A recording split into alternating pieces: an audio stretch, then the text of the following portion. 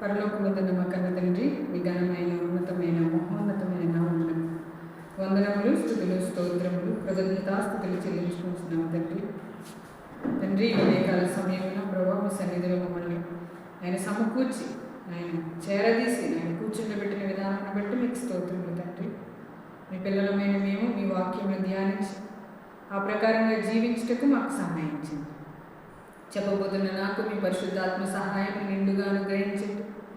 వినడానికి చేర్చిన బిడ్డలను మీరు జ్ఞాపకం చేసుకుని ప్రభా నాయన దుష్టుడి యొక్క ఆలోచన వైపుకి ఎంత మాత్రం వెళ్ళిపోకుండా నాయన మీ సత్యవాక్యమును నాయన చక్కగా ఆయన అది మీ పట్టుకోగలిగే శక్తి సామర్థ్యాలు ప్రతి ఒక్కరికి అనుగ్రహించండి. నాయన లోకం వైపు నాయన శ్రమల వైపు ఇబ్బందుల వైపు ఎంత మాత్రం చూడకుండా వాక్యాన్ని గట్టిగా పట్టుకోగలిగే శక్తి నాయన ఆత్మశక్తి ప్రతి ఒక్కరికి అనుగ్రహించమని కోరుకుంటూ ఈ కార్యక్రమం అంతా ప్రభావ నాయన మీ అధ్యక్షతలు నాయన ఆయన మీ కృపలో నాయన జరుగునట్లు సహాయం చేసి నడిపించమని కోరుకుంటూ మీ ప్రియుడు మా రక్షకుడైన యేసుక్రీస్తు వారి యొక్క మహోన్నతమైన నామం పేరిట ఈ ప్రార్థన మనం అడిగి వేడుకొచ్చున్నాం మా కన్న తండ్రి, ఆమేన్. దేవుడు మనల్ని ఎంతగానో ప్రేమించి ఇంకా మనల్ని సజీవమైన రెక్కల నీడలో భద్రపరిచి ఉంచాడు. ఈరోజు మనం బ్రతికి ఉన్నాము అంటే అది దేవుని కృప వలన. ఆత్మీయంగా బ్రతికి ఉన్నామో లేదో కూడా మనం జాగ్రత్తగా చూసుకోవాలి. ఆత్మీయంగా కూడా చచ్చిన స్థితిలోనికి వెళ్ళిపోతామా అంటే వెళ్ళిపోతాం. అంటే బ్రతికి ఉంటాం, ఆత్మీయంగా మనం ఎలా ఉంటాం? ఆత్మీయంగా చనిపోయినప్పుడు తెలుస్తుందా? బయటికి మామూలుగానే ఉంటాం, అందరిలాగానే ఉంటాం. చూడడానికి బయటికి అందరూ ఒకలాగే ఉంటారు, లోకంలో ఉన్న వాళ్ళు కూడా మనకులాగే కనిపిస్తారు. కానీ వాళ్ళు ఆత్మీయంగా బలహీనపడిపోతారు. కొంతమంది నిద్రిస్తున్నారని, రోగులు, బలహీనులు, నిద్రించేవారు అంటే చనిపోయిన వారు. ఆత్మీయ స్థితిలో కొంతమంది రోగగ్రస్తులుగా ఉన్నారు, కొంతమంది బలహీనులుగా ఉన్నారు, కొంతమంది చచ్చిన స్థితిలో ఉన్నారు. మనం సజీవమైన రెక్కల నీడలో దేవుడు మనల్ని భద్రపరిచి ఉంచాడు అంటే ఇంకా ఈ లోకంలో ఈ భూమి మీద మనం ఉన్నామంటే అది కేవలం దేవుని కృప, అది దేవుని దయ. కానీ అంతకంటే ముఖ్యంగా ఆత్మీయ స్థితిలో మనం బ్రతికి ఉన్నామా, చనిపోయి ఉన్నామా, లేదా బలహీనపడి ఉన్నామా, రోగంలో ఉన్నామా, మనల్ని మనం జాగ్రత్తగా పరిశీలించుకోవాలి. ఈ బాధ్యత మాత్రం మన మీదే ఉంది. నిప్పులు ఒడిలో ఉంటే కాలకుండునా అన్నాడు. నిప్పుల మీద నడిస్తే కాలు కమలకుండునా? నిప్పులు ఒడిలో పెట్టుకుంటే కాలుతుందా? కాలుతుంది. కాబట్టి దుష్టుడి యొక్క ఆలోచనను మనం జరిగిస్తే అది మనకి నష్టం.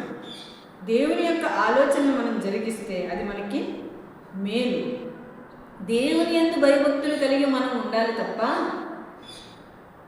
లోకానికి, మనుషులకి, పరిస్థితులకి, శోధనలకి, శ్రమలకి, అపవాది యొక్క ఆలోచనలకి ఎంత మాత్రం మనం లోబడి ఉండవలసిన అవసరం మనకి లేదు. ఎందుకంటే లోకం విషయమే మనం చనిపోయిన వారు, దేవుని విషయమే మనం బ్రతికి ఉన్నవారు. పోయిన వారు మనం చెప్పుకున్నాం కదా, మనం లోకం విషయమై మృతులుగా ఎంచుకోవాలి, దేవుని విషయమై మనమే సజీవులుగా ఎంచుకోవాలి. లోకం విషయమే మనం ఏమయ్యాము? చనిపోయాం. ఎక్కడ? బాప్తిస్మములో. సిలువ వేయబడిన క్రీస్తునందు విశ్వాసం ఉంచడం ద్వారా బాప్తిస్మములో మనం చనిపోయాం. ఇప్పుడు జీవిస్తున్న జీవితము క్రీస్తు కృపను బట్టి మనకి అనుగ్రహింపబడినది. ఈ కృపలో మనం దైవ చిత్తాన్ని జరిగించాలి. దేవుని యొక్క చిత్తాన్ని మాత్రమే జరిగించాలి, దేవుని యొక్క ఇష్టాన్ని మాత్రమే జరిగించాలి. ఎందుకు జరిగించాలి? దేవుని చిత్తమే జరిగించాలి అని ఎందుకు అంటున్నాము? మన శరీరమందు మంచిది ఎంత మాత్రము లేదు. మన శరీరం ముందు ఏముంది? మంచిది ఉందా? ఎంత మాత్రము పాప శరీర ఆకారము ఎంత మాత్రము మంచి శరీరములో పుట్టదు, ఎంత మాత్రము పుట్టదు. మరి మంచి ఎలా వస్తుంది మనకి?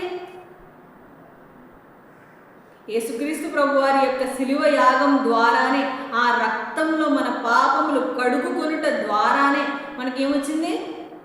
నీతి, మంచి వచ్చింది. ఇప్పుడు మరలా నేను దేన్ని బట్టి ధైర్యం తెచ్చుకుని బ్రతుకుతున్నాను? శిలువ రక్తంలో నా పాపములు కడుగుకొనుట చేత నేను దేవుని రక్తంలో, దేవుని కుమారుడైన యేసు రక్తంలో నా పాపములు కడుగుకొనుట ద్వారా నీతిమంతుడుగా, నీతిమంతురాలుగా ఎంచబడి ఇప్పుడు నేనేం చేస్తున్నాను? విశ్వాసంతో బ్రతుకుచున్నాను. కేవలం విశ్వాసంతో మాత్రమే మనం బ్రతుకుచున్నాము. మనకి ఎటువంటి చూపించుకోవడానికి, చూడడానికి, ఆశ్రయించడానికి, చెప్పుకోవడానికి మనకి ఏమైనా ఉందా? ఏమీ లేదు ఈ లోకంలో. ఏమైనా ఉందా లోకంలో? ఇది ఉంది నాకు, దీన్ని బట్టి బ్రతుకుతున్నాను, లేదా ఈ మనిషిని బట్టి బ్రతుకుతున్నాను, ఈ డబ్బు బట్టి బ్రతుకుతున్నాను అనడానికి ఏం లేదు. విశ్వాసమును బట్టి మనం బ్రతకాలి. విశ్వాసం అనగా నిరీక్షింపబడి వాటి యొక్క నిజస్వరూపము. అంటే యేసుక్రీస్తు ప్రభువారు ఉన్నారు, ఆయన శిలువ యాగం జరిగింది, ఆయన రక్తంలో నాకు పాపక్షమాపణ ఉంది, ఆయన చనిపోయి సమాధి చేయబడి తిరిగి లేపబడ్డారు, మరలా ఆయన తిరిగి వస్తారు, నేను చనిపోకుండా నన్ను కాపాడుకుంటారు, నేను చావను, సజీవుడిని, యెహోవా క్రియలు వివరించెదను. యేసుక్రీస్తు ప్రభువారిని గూర్చిన రాయబడిన ఈ లేఖనము మనకు కూడా చెందుతుంది. ఎందుకంటే మనం ఎవరిని ఆశ్రయించాము? యేసుక్రీస్తు ప్రభువారిని ఆశ్రయించాము. ఒక పురుషుణ్ణి ఒక స్త్రీ వివాహం చేసుకున్న తర్వాత పురుషుని యొక్క సర్వ అధికారముల మీద ఆమె కూడా అధికారం కలిగి ఉంది. యేసుక్రీస్తు ప్రభువారిని గూర్చి రాయబడిన లేఖనములు ఆయన నెరవేర్చి ఉన్నారు. ఆయనను ఆశ్రయించిన మనము ఇప్పుడు అవే లేఖనములను మనమును నెరవేర్చవలసి ఉన్నది. ఇప్పుడు ఆయన ఏమని సాక్ష్యం ఇచ్చారు? నేను చావను, సజీవుడిన యెహోవా క్రియలు వివరించదు. ఆయన నన్ను మరణములకు అప్పగింపలేదు. యేసుక్రీస్తు వారి యొక్క శరీరం ఎంత మాత్రము కుళ్ళిపోలేదు. ఆయన సమాధి చేయబడినప్పటికీ ఆయన శరీరం మట్టిలో కలిసిపోలేదు, పురుగులు తినలేదు, మరలా అది భూమి మీద లేనేలేదు. ఇప్పుడు అది భూమి మీద లేదు, మరలా భూమి మీద అది దొరకదు. ఇంతకు మునుపే యేసుక్రీస్తు ప్రభువారి యొక్క శరీరము తిరిగి లేపబడింది, అది పరలోకములో ఉంది. ఆయన ఇప్పుడు మహిమ శరీరుడుగా, సశరీరుడుగా, ఆయన దేవుని కుమారుడుగా రుజువయ్యాడు. ఆయన ఇప్పుడు ఎక్కడున్నాడు? పరలోకంలో ఉన్నాడు. ఇప్పుడు ఆ మహిమ శరీరము ధరించిన క్రీస్తు, దేవుని కుడి పార్శ్వమున కూర్చున్న యేసుక్రీస్తు మన రక్షకుడు, మన ప్రభువు, మనల్ని ఈ మధ్యమైన శరీరము నుండి తిరిగి లేపుటకు ఆయన అమరత్వము గలవాడిగా, మహిమ శరీరము గలవాడిగా ఆయన త్వరలో రానయ్యున్నాడు. ఇంకా మనం ఈ శరీరంలో ఏమవుతున్నాము? మూలుగుచున్నాము. యేసుక్రీస్తు ప్రభువారు అంటారు, అబ్బా ఈ శరీరం చాలా ఇబ్బంది పెట్టేస్తుంది నన్ను, ఇందులోంచి నేను ఎప్పుడు బయటికి వెళ్ళిపోతానా అని ఎదురు చూస్తున్నానంటాడు. ఈ శరీరం నుండి ఎప్పుడు బయటికి వెళ్ళిపోతారు? అపోస్తలుడైన పౌలు గారు అంటారు, ఈ గుడారమును విడిచి మనం వేరొక గుడారము దీనిపైన ధరించుకుంటాము. అపోస్తలుడైన పేతురు గారు అంటారు, నేను ఈ గుడారమును విడిచిపెట్టి వెళ్ళిపోవాల్సిన సమయం ఆసన్నమైంది, ఇదిగో మిమ్మల్ని రేపుచున్నాను. అంటే మనం ఈ శరీరంలో ఉన్నాం, ప్రస్తుతానికి క్రీస్తు రక్తంను ఆశ్రయించి ప్రస్తుతానికి ఈ శరీరంలో ఉన్నాము. ఇప్పుడు క్రీస్తు యొక్క రాకడ కొరకు మనము ఎదురు చూచుచున్నాం. కాబట్టి ప్రియులారా, మనం ఎలా ఉండాలి? ఆత్మీయ స్థితిలో అభివృద్ధి పొంది అన్ని విషయములలో క్రీస్తు వలె ఉండుటకు ఎదుగుదము. కలిగి సత్యము చెప్పుచు అన్ని విషయములలో మనము క్రీస్తు వలె ఉండుటకు ఎదగాలి. దినదినము మనం ఆత్మీయంగా ఎదగాలి. దినదిన ప్రవర్తమానమై వెనుకున్న వాటిని మరచి ముందున్న వాటి కోసం వేగిరమే పరిగెత్తాలి, ప్రయాసపడాలి. వెనుకున్నది మర్చిపో. అదంతా ఏంటి? కుళ్ళిపోయింది. నిన్నటి భోజనం ఈ రోజుకి ఏమవుతుంది? అఫ్కోర్స్ ఫ్రిడ్జ్లో పెట్టుకుని దాచుకుంటాం అనుకోండి, అది పక్కన పెడితే బయట తీస్తే ఏమవుతుంది? కుళ్ళిపోతుంది. కుళ్ళిపోయిన ఆహారం మనం ఏం చేస్తాము? పారేస్తాం. అలాగే నిన్నటి జీవితాన్ని పారేయండి, వదిలేయండి. ఈరోజు ప్రేమ కలిగి ప్రవర్తించండి.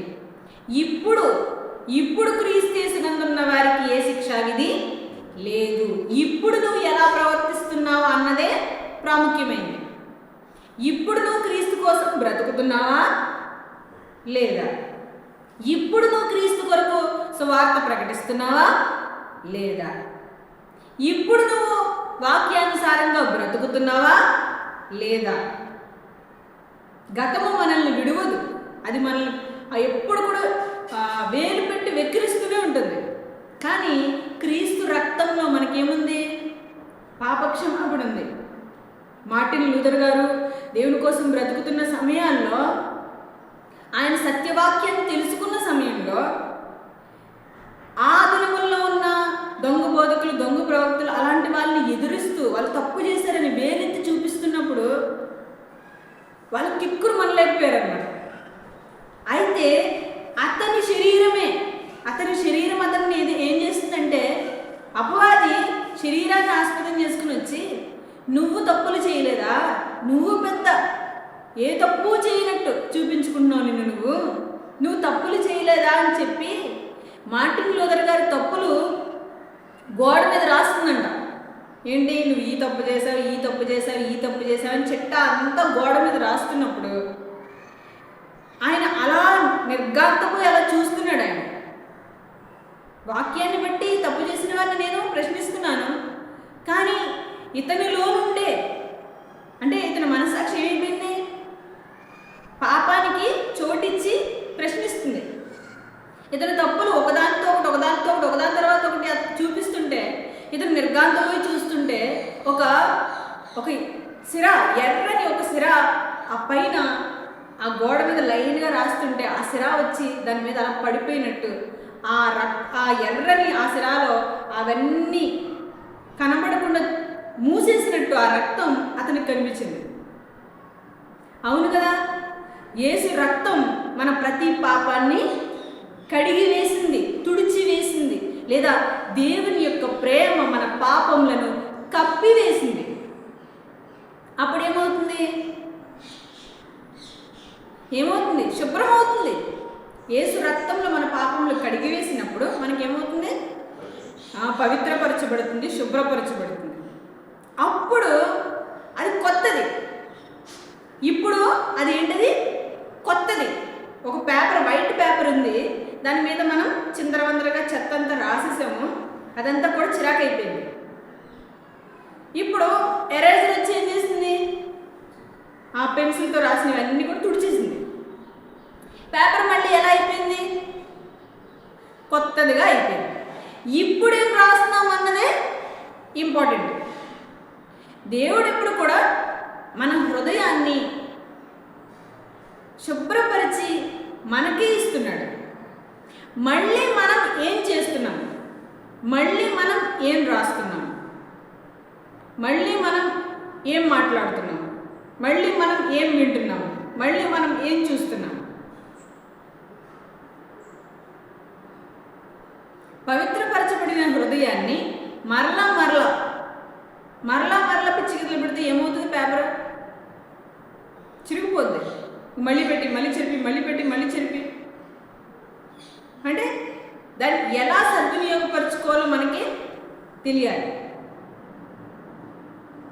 ఆత్మీయ జీవితంలో దినదిన ప్రవర్తమానమై మనం ఎదగాలి. క్రీస్తు కొరకు మనం జీవించాలి. మన హృదయమును పలక మీద క్రీస్తు వాక్యమే వ్రాసుకోవాలి. ఆ ప్రకారంగానే మనం జీవించాలి. గతమునకు ఎంత మాత్రము చోటు ఇవ్వకూడదు. తుడుస్తున్నాడు కదా అని మనం ఎంత మాత్రము చోటు ఇవ్వకూడదు. దేవుని వాక్యానికి మనం చోటు ఇవ్వాలి. కాబట్టి ప్రియులారా, ఈ దినము దేవుడు మనకి సిద్ధపరిచిన వాక్య భాగంలోనికి మనం వెళ్దాం. యెషయా గ్రంథము 4వ అధ్యాయము. యెషయా గ్రంథము 4వ అధ్యాయము. మనకు తెలుసు, ఇశ్రాయేలీలు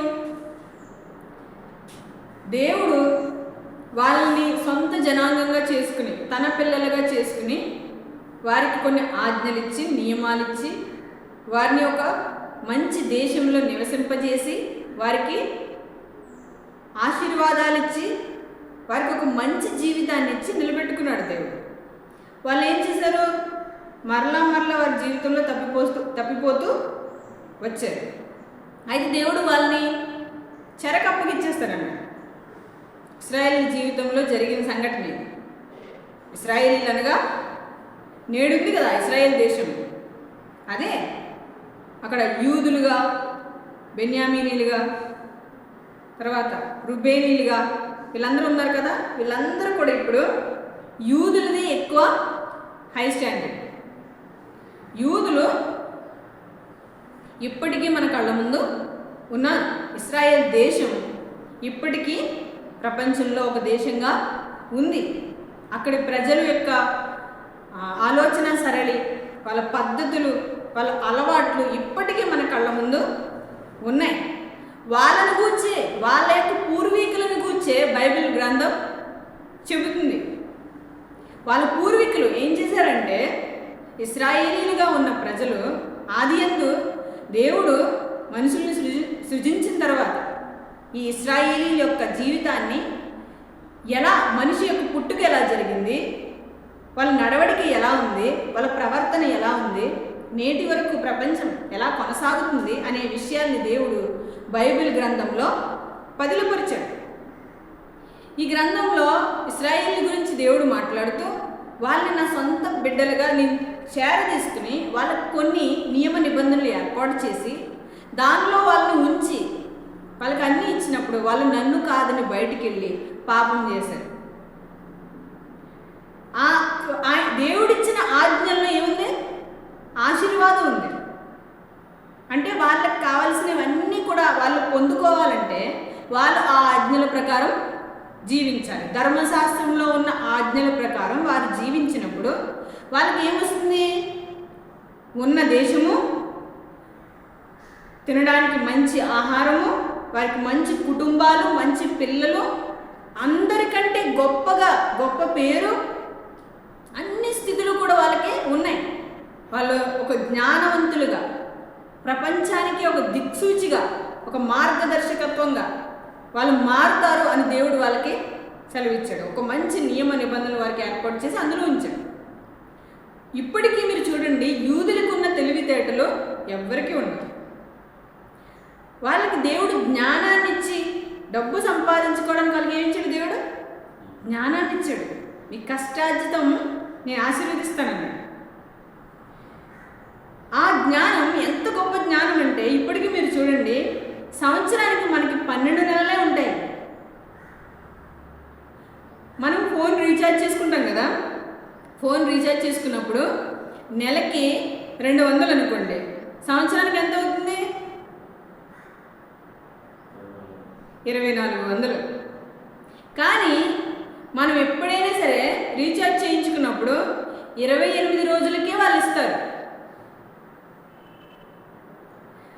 నెలలో 2 రోజులు తీసేస్తే సంవత్సరానికి ఎన్ని నెలలు అవుతాయి?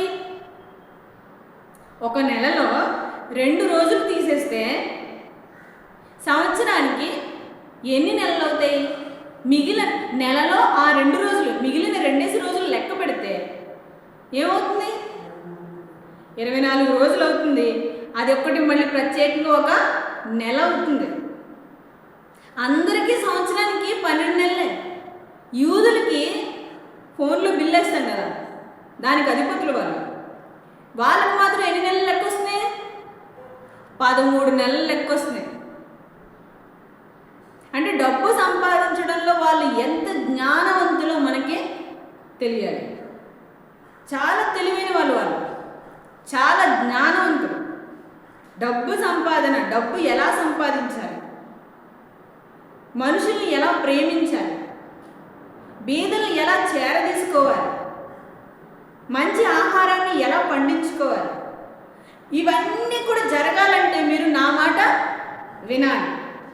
దేవుడు ఏం చేశాడంటే ఇవన్నీ ఎలా చేయాలో వాళ్ళకి చెప్పి, ఇవన్నీ జరగాలంటే మీరు నా మాట వినాలి అని దేవుడు వాళ్ళకి ఒక మంచి నియమ నిబంధనల్ని ఏర్పాటు చేశాడు. ధర్మశాస్త్రం ఆత్మ సంబంధమైనదని ఎరుగుదుము. ధర్మశాస్త్రం ఎటువంటిది? ఆత్మ సంబంధమైనది, అది శరీర సంబంధమైనది కాదు. అలాంటి ధర్మశాస్త్రంలో వాళ్ళు ఉన్నప్పుడు వాళ్ళు ఏం చేశారంటే పోను డబ్బులు బాగా సంపాదించడం వాళ్ళకి తెలిసిపోయి దేవుడిచ్చిన ఒక ఆజ్ఞను వారు ఉల్లంఘించడం మొదలుపెట్టారు. ఏంటది? విశ్రాంతి దినమును పాటించకపోవడం. మొదట వాళ్ళు ప్రారంభించింది ఏంటి? విశ్రాంతి దినమును పాటించకపోవడం. అంటే 6 రోజులు అమ్ముకుంటారు, 7వ రోజు విశ్రాంతి తీసుకోవాలి. 6 రోజులు పని చేసుకుంటారు, 7వ రోజు విశ్రాంతి తీసుకోవాలి. కానీ వాళ్ళు డబ్బులు పోతాయని చెప్పి 7వ దినమును కూడా పని చేయడం మొదలుపెట్టారు. మొదట దేవుడు ప్రవక్తల ద్వారా చెప్పించి వాళ్ళని హెచ్చరించాడు. మీరు నెహెమ్యా గ్రంథంలో, ఎజ్రా గ్రంథంలో చూస్తే వాళ్ళు దేవాలయం ప్రాకారం పక్కనకి వచ్చేసి కూర్చుని అక్కడ అమ్మేసుకుంటారు. దేవుడు వాళ్ళకి చెప్తూనే వచ్చాడు. అయినప్పటికీ వాళ్ళు ఏం చేస్తున్నారు? ఇంకా ఆస్తులు సంపాదించుకుంటున్నారు. ఆస్తులు సంపాదించుకోవడంలో వాళ్ళు ఏమయ్యారు? ఆరితేరిపోయారు. తెలివి బాగా ఏమైంది? పెరిగిపోయింది. జ్ఞానం బాగా పెరిగిపోయింది. దానివల్ల డబ్బు ఎలా సంపాదించాలో వాళ్ళకి తేలికైపోయింది. దానివల్ల వాళ్ళు ఏం చేస్తున్నారు? కూర్చోలేకపోతున్నారు అనమాట. 7వ రోజున కూడా ఏం చేస్తున్నారు? ఈజీగా డబ్బుని సంపాదించేస్తున్నారు. అన్యులతో వాళ్ళు అమ్మకాలు జరిగించేస్తున్నారు. దేవుడు హెచ్చరిస్తున్నా సరే అది జరిగిపోతుంది. అప్పుడు దేవుడు ఏం చేశాడు? హెచ్చరించాడు. అయినా సరే వాళ్ళు వినలేదు. డబ్బు ఎక్కువైపోతే ఏమవుతుంది? సుఖాలు పెరిగిపోతాయి. సుఖాలు పెరిగిపోతే ఏమవుతుంది? దేవుని పట్ల నిర్లక్ష్యం పెరిగిపోతుంది. దాని ద్వారా ఏమవుతుంది? దేవుని ఆజ్ఞలకు ఎంత మాత్రం చెవినివ్వకుండా మా దేవుడే కదా, మాకు ఈ ఆజ్ఞలు నిబంధనలు అన్నీ మాకు తెలుసు కదా అంటూ అలా లోకంలోకి వెళ్ళిపోయి లోకంతో వ్యభిచరించడం మొదలుపెట్టారు. లోకంతో కలిసిపోవడం మొదలుపెట్టారు. అన్యుల ఆచార పద్ధతులు అన్నీ వాళ్ళలోనికి తెచ్చేసుకున్నారు వాళ్ళు. దేవుడు దాన్ని ఎంత మాత్రమో సహించలేదు, హెచ్చరించుకుంటూనే వచ్చాడు.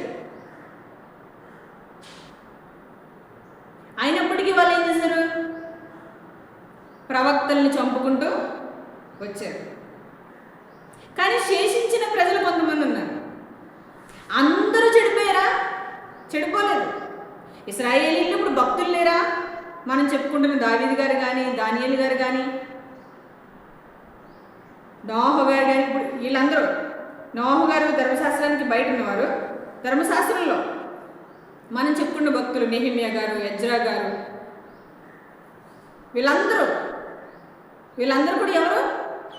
భక్తులు, ధర్మశాస్త్రంలో ఉన్నవాళ్ళే, ధర్మశాస్త్రం ప్రకారంగా జీవిస్తున్నవారే. మనం ప్రవక్తల గ్రంథాలన్నీ చూసిన మంచి మంచి భక్తుల గురించి మనం చెప్పుకున్న వాళ్ళందరూ కూడా చెరలోకి వెళ్ళిపోయిన వాళ్ళు కొంతమంది ఉన్నారు. ధర్మశాస్త్రానికి ముందున్న వాళ్ళు కొంతమంది ఉన్నారు. ధర్మశాస్త్రం తర్వాత కొంతమంది ఉన్నారు. రాజుల కాలంలో కొంతమంది ఉన్నారు. ప్రవక్తలు ఉన్నారు. అందరూ దేవుని మాట వినలేదంటే కాదు. కొంతమంది దేవుని మాట వినలేదు, కొంతమంది దేవుని మాట విన్నారు. కానీ ఎక్కువ మంది ఎవరున్నారు? వినలేని వారే ఉన్నారు. శేషించిన వారిని గురించి దేవుడు మాట్లాడుతున్నాడు. చూడండి, యెషయా గ్రంథము 4వ అధ్యాయము 3వ వచనం. సియోనులో శేషించిన వారికి, యెరూషలేములో నిలువబడిన వారికి, అనగా జీవం పొందుటకే యెరూషలేములో దాఖలైన ప్రతి వానికి పరిశుద్ధుడని పేరు పెట్టుదురు. వాళ్ళకి ఏమని పేరు పెడతారు? దేవుడు సెలవిచ్చిన మాట, సియోనులో శేషించిన వానికి, యెరూషలేములో నిలువబడిన వానికి, అనగా జీవము పొందుటకై యెరూషలేములో దాఖలైన ప్రతి వానికి పరిశుద్ధుడని పేరు పెట్టుదురు. శేషించిన వారు, శ్రమలకి, నిందలకి, అవమానములకు ఓర్చుకున్నవారు, ఇబ్బందులకి ఓర్చుకున్నవారు, శేషించిన వారు, దేవుని యందు భయభక్తులు కలిగి జీవిస్తున్నవారు. అక్కడక్కడ వీళ్ళు తప్పులు చేసినా మరలా వాళ్ళ జీవితాన్ని సరిదిద్దుకున్నవారు. యెరూషలేములో దాఖలైన వారు, యెరూషలేములో నిలవబడిన వారికి, మనం కూడా సంఘంలో, సంఘ జీవితంలో, క్రైస్తవ జీవితంలో నిలవబడగలిగితే శ్రమలకి, నిందలకి, అవమానములకు, ఇబ్బందులకి, ఇరుకులకి, లోకానికి, శరీర బలహీనతల నుండి, వీటన్నిటి నుండి మనం ఎదురు నిలవబడితే మనం ఏమని పిలువబడతాము? పరిశుద్ధులని పిలువబడతాము. సంఘంలో మనం ఎవరని పిలువబడతాము? పరిశుద్ధులు. సంఘం ఎట్టిది? పరిశుద్ధమైనది, జీవము కలిగిన సంఘము. ఇక్కడ కూడా ఏమని చెప్తారు దేవుడు? జీవము పొందుటకై యెరూషలేములో దాఖలైన ప్రతి వానికి పరిశుద్ధుడని పేరు పెట్టుదురు. తీర్పు తీర్చు ఆత్మ వలనను, దహించు ఆత్మ వలనను ప్రభు సియోను కుమార్తెలకున్న కల్మషమును కడిగివేయినప్పుడు, యెరూషలేమునకు తగిలిన రక్తమును దాని మధ్య నుండి తీసివేసి దాన్ని శుద్ధి చేయునప్పుడు. ఏమంటున్నాడు దేవుడు? యెరూషలేము కుమార్తెలు, ఇంతకుముందు మనం చెప్పుకున్నాం, వాళ్ళు దేని మనసుని ఎంత మాత్రమో ధరించలేదు, దేవునికి ఎంత మాత్రమో ఘనత ఆపాదించలేదు. వాళ్ళు అన్యుల పద్ధతులు చొప్పున నడుచుకున్నారు, ధనాపేక్ష గలవారైపోయారు, సుఖాసక్తులు అయిపోయారు, భోగాసక్తులు అయిపోయారు, దేవుని ఆజ్ఞలను కట్టడలను విడిచిపెట్టేశారు. అప్పుడు దేవుడు వాళ్ళని ఎంత మాత్రము ఊరుకోలేదు, హెచ్చరించాడు. అయితే శేషించిన వారితో ఆయన మాట్లాడుతున్న మాట, సియోను కుమార్తెలకున్న కల్మషం కడిగి వేయబడినప్పుడు ఎలా కడుగుతాడు? ఆత్మ వలనను, దహించు ఆత్మ వలనను, తీర్పు తీర్చు ఆత్మ వలనను ప్రభు సియోను కుమార్తెలకున్న కల్మషమును కడిగి వేయినప్పుడు. సియోను కుమార్తెలకు ఏముంది? కల్మషం ఉంది. రక్తం వారి అంగీలకి అంటుకుంది. దాని మధ్య నుండి తీసివేసి దాన్ని శుద్ధి చేయనప్పుడు దేవుడు ఏం చేస్తానంటున్నాడు? వాళ్ళని ఏం చేస్తానంటున్నాడు?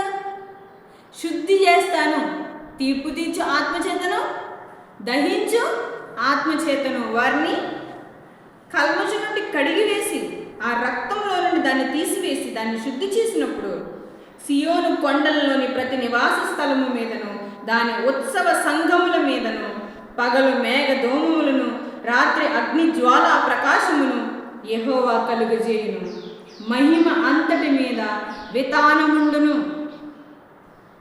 వీళ్ళు శేషించిన ప్రజలుగా, శ్రమలకి, నిందలకి, అవమానములకు ఓర్చిన ప్రజలుగా, నిలవబడిన వారిగా, దేవుని పక్షంగా నిలవబడిన వారిగా ఉన్నవారికి దేవుడు చెప్తున్న మాట, వాళ్ళని తీర్పు తీర్చు ఆత్మచేతను, దహించు ఆత్మచేతను వాళ్ళని శుద్ధులు చేసి, కడిగి పవిత్రులుగా చేసి,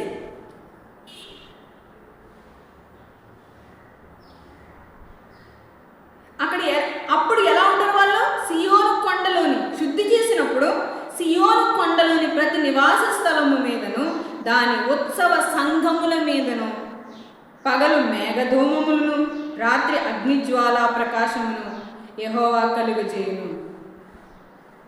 వాళ్ళ నివాస స్థలము మీదను, దాని ఉత్సవ సంఘముల మీదను మేఘధూమము. మనకు ఒక మంచు చూస్తేనే ఎంత అందంగా ఉంటుంది. చెట్ల మీద మంచు కురుస్తున్నప్పుడు ఎంతో అందంగా ఉంటుంది. వాళ్ళని అంత అందంగా దేవుడు మారుస్తాను. చెట్టుకు మంచు ఉన్నట్టు ఆయన మనకి తోడుగా ఉంటాడు.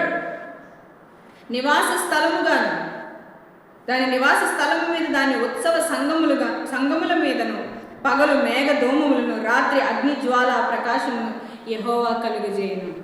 మహిమ అంతటి మీద వితానముండును. అంటే ఒక పందిరి లాంటిది, ఒక అందమైన మాలిక లాంటిది. మనం అందంగా ఉన్న చోట మరింత అలంకరణ చేస్తే ఎలా ఉంటుందో అంత అందంగా అది ఉంటుంది. దేవునికి మహిమార్థమై అది ఉంటుంది. ఆ ప్రజలు ఎవరైతే ఇశ్రాయేలీలు దేవుని యొక్క విధులను ఆజ్ఞలను పాటిస్తూ బ్రతుకుతున్న ప్రజలు కొన్ని వాటిలో పడిపోయి కొంతమంది అహంకారులైపోయి గర్విష్ఠులైపోయి చెరకెళ్ళిపోయారు. కొంతమంది ఏమైపోయారు? చెరకెళ్ళిపోయారు. బబులోను రాజు సందర్భం మనకు తెలుసు. కొంతమంది ఏమయ్యారు? చెర తీసుకెళ్ళిపోయారు. మాట వినని వారిని, లోబడని వారిని, తగ్గించుకొని వారిని, విధేయత చూపించని వారిని అందరినీ దేవుడు ఎక్కడ తీసుకెళ్ళిపోయాడు? చెరలోనికి తీసుకెళ్ళిపోయాడు. మాట వినిన వారిని, శేషించిన వారిని, బీదలను, బలహీనులను దేవుడు ఉండనిచ్చాడు. ఇర్మియా గ్రంథం 52వ అధ్యాయము 16వ వచనం, 15, 16 కూడా చదువుదాం. 15వ వచనం చదువుదాం. మరియు రాజదేహ సంరక్షకుల అధిపతి అయిన నెబూజరదాను ప్రజల్లోని కడుబీదలైన కొందరిని, పట్టణంలో శేషించిన కొదువు ప్రజలను, బబులోను రాజపక్షమున చేరిన వారిని, గట్టి పని వారిలో శేషించిన వారిని చెరగొనిపోయాను. అయితే రాజదేహ సంరక్షకుల అధిపతి అయిన నెబూజరదాను ద్రాక్షావనములను చక్కపరుచుటకును సేద్యము చేయుటకును కడుబీదలలో కొందరిని ఉండనిచ్చెను. కడుబీదలలో కొందరిని ఎక్కడ ఉండించారు? యెరూషలేములో ఉంచారు. శేషించిన వారు యెరూషలేములో ఉన్నారు. వాళ్ళు ఏం చేయడానికి ఉన్నారు అక్కడ? ద్రాక్షావనములను చక్కపరుచుటకు. ద్రాక్షావనములంటే సంఘము. సంఘాన్ని దేంతో పోల్చాడు? ద్రాక్షావనంతో పోల్చాడు. మీరు పరమగీతముల గ్రంథంలో చూస్తే ఆమెను, సంఘాన్ని అనేక ఫలములతో, పండ్లతో ఆయన పోలుస్తాడు. ద్రాక్షావనమును దేంతో పోల్చాడు దేవుడు? సంఘముతో పోల్చాడు. సంఘము ద్రాక్షావనము లాంటిది. చేదు ద్రాక్షలు ఎందుకు కాసింది? ఆత్మ ఫలములు కాయవలసిన సంఘము చేదు ద్రాక్షలు ఎందుకు కాస్తుంది అని అడుగుతాడు యెషయా గ్రంథం 5వ అధ్యాయంలో. సంఘంలోనికి ఏమొచ్చేసి? బలురక్కసి, ముండ్ల పొదలు, ఇవన్నీ వచ్చేసాయి. చేదు ద్రాక్షలు కాసింది. అందుకే దాని గురుజులన్నీ కూడా ఏమన్నాడు? పీకేస్తానన్నాడు. అది మంచిగా ఉన్నప్పుడు ఏం చేస్తాడు? దానికి ప్రొటెక్షన్ ఇస్తాడు. దానికి ప్రాకారం ఉంటుంది, దానికి నీళ్లు వసతి ఉంటుంది, దానికి ఎరువు ఉంటుంది, అన్నీ ఉంటాయి. ఇప్పుడు కడుబీదలంటే ఎవరు? వెళ్ళు దీనులు, తగ్గించుకున్న వాళ్ళు. అహంకారులు ఎలా మాట్లాడతారు? గర్విష్ఠులు ఎలా మాట్లాడతారు? కడుబీదులు ఎలా మాట్లాడతారు? దీన మనసు కలిగిన వారు, తగ్గించుకున్న వారు ఎలా ఉంటారు? దేవుడు మనకు తెలియజేస్తున్నాడు ఇశ్రాయేలు జీవితం ద్వారా. వాళ్ళకి అన్నీ వచ్చిన తర్వాత దేవుడిని విడిచిపెట్టి, దేవుని యొక్క ఆజ్ఞని విడిచిపెట్టి తమ సొంత మార్గాల్లో వెళ్ళిపోయినప్పుడు దేవుడు ఏం చేశాడు? చెరలోనికి వాళ్ళని అప్పగించేశాడు. వాళ్ళు దేవుడి మాట విని ఎప్పుడైతే తగ్గించుకున్నారో, ఎప్పుడైతే దేవుని మాటకి లోబడ్డారో, వాళ్ళకి కొన్ని బలహీనతలు ఉన్నాయి, అయినప్పటికీ వాళ్ళు దేవునికి చోటిచ్చారో అప్పుడు దేవుడు వాళ్ళని ఏం చేశాడు? శేషముగా ఉండనిచ్చాడు. ఉన్న వాళ్ళు ఏం చేస్తున్నారు? ద్రాక్షావనములను చక్కపరుస్తున్నారు. ఇప్పుడు యెషయా గ్రంథం 4వ అధ్యాయం 4వ వచనంలో మనం చూస్తే ఆయన అన్నాడు, మిగిలిన వారు సియోను కుమార్తెల్ని ఏం చేశాడు? తీర్పు తీర్చు ఆత్మచేతను, దహించు ఆత్మచేతను వాళ్ళని శుద్ధి చేశాడు. వాళ్ళకున్న రక్తాన్ని ఏం చేశాడు? తీసివేసినప్పుడు వాళ్ళు ఎంత అందంగా వాళ్ళు కనిపిస్తున్నారు. సియోను కొండలోని ప్రతి నివాస స్థలము మీదను, దాని ఉత్సవ సంఘముల మీదను, పగలు మేఘ దోమములను, రాత్రి అగ్ని జ్వాల ప్రకాశమును యెహోవా కలుగజేయును. ఎంత మంచిగా, ఎంత అందంగా. దానిపైన ఏముంది? మహిమ అంతటి మీద వితానముండును. దాని మీద ఒక పందిరిలాగా, ఒక అల్లికలాగా, ఒక అందమైన డిజైన్. అది చూడ్డానికి ఎంతో రమ్యంగా ఉంది. ఈ మార్పు చెందిన ఈ కుమార్తెలు, సంఘం స్త్రీతో పోల్చాడు దేవుడు. ఈ కుమార్తెలు ఎంత అందంగా ఉన్నారు. వీళ్ళ ప్రభువుకి హృదయంలో చోటిచ్చిన వారు. దేవుడు వీళ్ళని ఆత్మ చేత శుద్ధి చేశాడు. వీళ్ళు ఇప్పుడు దేవుడి కోసం పనిచేస్తారు, దేవుని నామాన్ని గణపరుస్తారు, దేవునికి లోబడి ఉంటారు.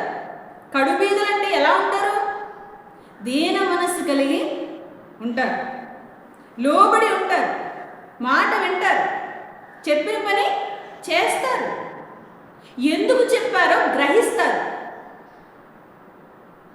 కానీ గర్విష్ఠులు అలా ఉండరు. ఏం చేస్తారు? తమకున్న ధనమును బట్టి, అధికారమును బట్టి, పదవిని బట్టి వాళ్ళు ఏం చేస్తారు? గర్విస్తారు. దేవుడు తన పిల్లలు ఎలా ఉండాలని కోరుకుంటున్నాడు? తగ్గింపు గలవారిగా, లోబడే పిల్లలుగా, మాట వినే పిల్లలుగా, దేవుని నామాన్ని మహిమపరిచే పిల్లలుగా, దేవుని యొక్క గొప్పతనాన్ని అనేకులకి వివరించే పిల్లలుగా ఉండాలని దేవుడు కోరుకుంటున్నాడు.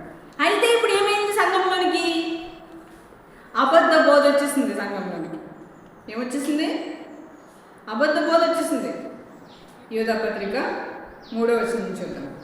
ప్రియులారా, మనకందరికీ కలిగెడు రక్షణ గూర్చి మీకు రాయవలనని విశేష ఆసక్తి గలవాడనే ప్రయత్నపడుచుండగా, పరిశుద్ధులకు ఒక్కసారి అప్పగింపబడిన బోధ నిమిత్తము మీరు పోరాడవలనని మిమ్మును వేడుకొనుచు మీకు వ్రాయవలసి వచ్చును. మిమ్మల్ని వేడుకొనుచు మీకు వ్రాయవలసి వచ్చును. మనందరికీ కలగబోయే రక్షణ గురించి నేను మాట్లాడాలనుకున్నాను. మనకు కలిగే రక్షణ, మనం పొందబోయే స్వాస్థ్యము, మనం వెళ్ళి నివసించే ఆ లోకము, దేవుని యొక్క ప్రేమ ఎంత గొప్పది, ఇవన్నీ మాట్లాడాలని నేను మీతో ఆసక్తి కలిగి ఉన్న సమయంలో ఇప్పుడు చాలా తొందర కలిగిన మాటలు కొన్ని మీతో చెప్పాల్సిన అవసరత ఏర్పడింది. ఎందుకంటే బోధ మారిపోతుంది. పరిశుద్ధంగా జీవించవలసిన జీవితము, క్రీస్తుని మహిమపరచవలసిన జీవితము, క్రీస్తు కొరకు జీవించవలసిన ఈ జీవితము తప్పుదారి పట్టేస్తుంది. ఆనాడు ఎలా అయితే ఇశ్రాయేలీలు అంత జ్ఞానవంతులుగా ఉన్నప్పటికీ ధన సంపాదనలో పడిపోయారు, అలాగే ఈ దినం కూడా సంఘము పరిశుద్ధతను కోల్పోయి, పవిత్రతను కోల్పోయి, సుఖాసక్తులై, భోగాసక్తులై, ధనాపేక్షలై తప్పుదారి పట్టేసే అవకాశం ఎక్కువగా ఉంది. ఆల్రెడీ వాళ్ళకి ఆ మార్గంలో వాళ్ళు కొనసాగిపోతున్నారు. ఈ విషయమే ఇప్పుడు ఏం చేయాలి? దేవుని పిల్లలుగా ఉన్న మనం జాగ్రత్త పడాలి. సత్యం ఏంటి? రక్షణ సువార్త ఏం చెప్తుంది? యేసుక్రీస్తు ప్రభువారు మనకు అప్పగించిన బోధ ఏం చెబుతుంది? 4వ వచనం, ఏలయనగా కొందరు రహస్యముగా జరబడి ఉన్నారు, వారు భక్తిహీనులై మన దేవుని కృపను కామాతురత్వమునకు దుర్వినియోగపరచుచు మన అద్వితీయ నాథుడును ప్రభువునైన యేసుక్రీస్తును విసర్జించుచున్నారు. వీళ్ళు ఏం చేస్తున్నారంటే భక్తిహీనులై దేవుని కృపను ఏం చేస్తున్నారు? కామాతురత్వమునకు దుర్వినియోగపరచుచున్నారు. కామాతురత్వము అంటే ఏంటి? మన హృదయంలో పుట్టే కోరిక, ఇచ్చ, అది మనల్ని ఎంతకైనా నడిపిస్తుంది. అలాంటి ఇచ్చ పుట్టినప్పుడు వాళ్ళు ఏం చేస్తున్నారు? దేవుని కృపను కామాతురత్వమునకు వాడుకుంటున్నారు. దేవుడిచ్చే కృపను తమ సొంత ఇష్టాలకి వాడుకుంటున్నారు. దేవుడిచ్చిన ఆ మహాకృపని ధనాపేక్ష, ధనం సంపాదించుకోవడానికి, సుఖాన్ని పొందుకోవడానికి, తమ సొంత ఇష్టాలు నెరవేర్చుకోవడానికి దాన్ని వాడుకుంటున్నారు. వారు దుర్వినియోగపరచుచు మన అద్వితీయ నాథుడును ప్రభువునైన యేసుక్రీస్తును విసర్జించుచున్నారు. వీళ్ళు ఎవరిని విసర్జించేశారు? ఎవరైతే రక్షించారో, ఎవరైతే ప్రాణం పెట్టారో, ఎవరైతే వాళ్ళని బ్రతికించారో, ఎవరైతే వాళ్ళకి ఇంకా ఆయుష్ ఇచ్చారో అట్టి ప్రభువునే విసర్జించేశారు. ప్రభువుని విసర్జించేసి మనం ఏదైనా చేయగలమా? అద్వితీయ నాథుడును ప్రభువునైన యేసుక్రీస్తును విసర్జించుచున్నారు. ఆయన ఎలాంటి వాడు? అద్వితీయ నాథుడు. నాథుడు అంటే ఏంటి? భర్త. నాదా అంటే ఏంటి? భర్త. ప్రభువు అంటే శిరస్సు. శిరస్సును విడిచిపెట్టి శరీరం ఏదైనా చేయగలదా? భర్తను విడిచిపెట్టి భార్య ఏదైనా చేయగలదా? దేవుడు మనకిచ్చిన నియమం ఇది. నిన్ను రక్షించిన వాడినే నువ్వు విడిచిపెట్టి నువ్వు ధనాపేక్ష కోసము, భోగాసక్తులుగా, సుఖాసక్తులుగా లోకం కోసం వెళ్ళిపోతే ఏమైపోతుంది మన పరిస్థితి? అడుగుతున్నాడు మనల్ని దేవుడు.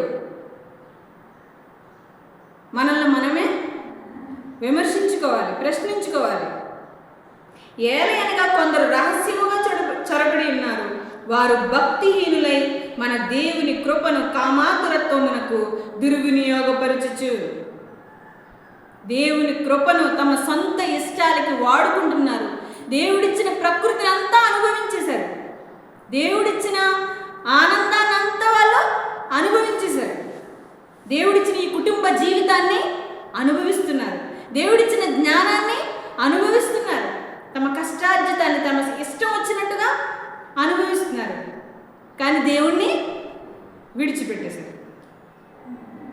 దేవుని చిత్తాన్ని, దేవుని రక్షణను ఎంత మాత్రం మీరు గ్రహించే స్థితిలో లేరు. ఇది అబద్ధ బోధ. ఈ బోధలో ఏం మిగిలిపోయాయి?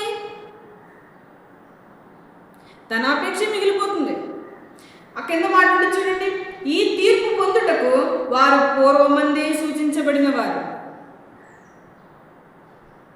ఈ తీర్పు పొందుటకు వారు పూర్వమందే సూచింపబడిన వారు. ఎంత భయంకరమైన మాట! నరకానికి వెళ్ళడానికే వాళ్ళు పుట్టారు అన్నాడు. దేనికి పుట్టారు? నరకానికి వెళ్ళడానికే వాళ్ళు పుట్టారు అన్నాడు.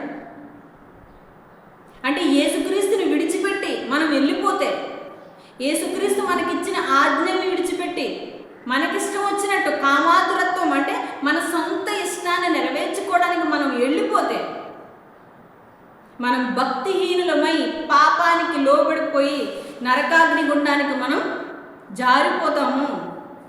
దేవుడు మనకి క్రీస్తునందు గొప్ప రక్షణ కృప అనుగ్రహిస్తే, మంచి జీవితాన్ని దేవుడు మనకిస్తే, మనం దాన్ని విడిచిపెట్టి మన భక్తిహీనత, దేవుణ్ణి విడిచిపెట్టినప్పుడు ఏమవుతుంది?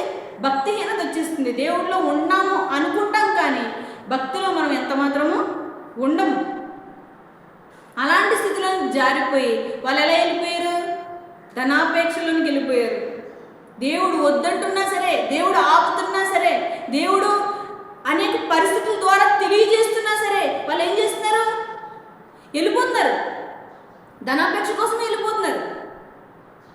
పక్కన బీదల యొక్క ఆర్తనాదాలు వాళ్ళకి ఏమీ వినిపించట్లేదు. ఆనాడు ఇశ్రాయేలుకి దేవుడు దీవెనలన్నీ ఇచ్చాడు. ఎందుకు? బీదలను, పరదేశులను మర్చిపోవద్దు, మీకున్న దాంట్లో కొంత తీసి బీదలకి ఇవ్వండి అన్నాడు. ఈనాడు క్రైస్తవులు కూడా జ్ఞానవంతులైన తర్వాత, దేవుని కృపను పొందుకున్న తర్వాత, రక్షణలోనికి వచ్చిన తర్వాత దేవుడిచ్చిన జ్ఞానాన్ని కామాతురత్వమునకు దుర్వినియోగపరుచుచున్నారు. అనేకులు ఆశీర్వాదాలు అని ఒక బందికానాలో ఉండిపోయారు. దేవుడు హెచ్చరిస్తున్నాడు, డబ్బు ప్రధానం కాదు. ఎవరు ప్రధానం? దేవుడు ప్రధానం. డబ్బు ఇచ్చినవాడు ఎవరు? ప్రకృతి ఇచ్చినవాడు. సుఖముని, కుటుంబాన్ని, సంతోషాన్ని అన్నీ అనుగ్రహించింది దేవుడు.